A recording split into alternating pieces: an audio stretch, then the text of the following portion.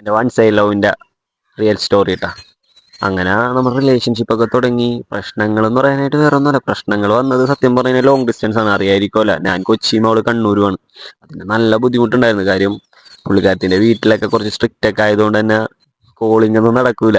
അപ്പൊ നൈസായിട്ടുള്ള ചെറിയ ചെറിയ ടൈമിലുള്ള മെസ്സേജുകൾ മാത്രമായിട്ട് നടന്നുകൊണ്ടിരുന്ന വെച്ചത്. പക്ഷേ എന്നിട്ട് പോലും അൺഎക്സ്പെക്റ്റഡ് ആയിട്ടുള്ള ഒരു കോൾ ആയിക്കോട്ടെ മെസ്സേജ് ആയിക്കോട്ടെ എന്നെ അങ്ങോട്ട് വല്ലാണ്ട് അങ്ങോട്ട് വല്ലാണ്ട് ഹാപ്പി ആക്കാറുണ്ടായിരുന്നു.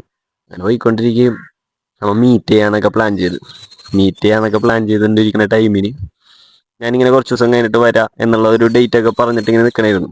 അപ്പോഴാണ് ഇവളുടെ വീട്ടിൽ ഫോൺ പിടിക്കണത്.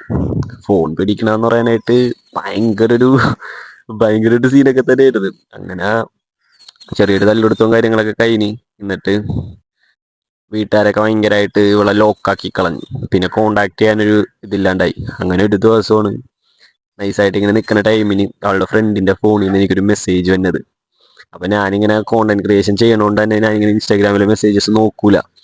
പക്ഷേ അതന്ന് എന്തോ ഭാഗ്യത്തിന് ഞാൻ ഇങ്ങനെ നോക്കിയപ്പോ ഫീ ചെയ്യണമെന്ന് പറഞ്ഞിട്ടുള്ള ഒരു സംഭവം അത് ഞാൻ കണ്ട്. അപ്പൊ അതിങ്ങനെ എടുത്ത് ഞാനപ്പോ നോക്കിയപ്പോ കുറേ മെസ്സേജ് അയച്ചിട്ടേക്കാണ്. അതെന്താണെന്ന് അടുത്ത പാർട്ടി പറയാട്ടാ.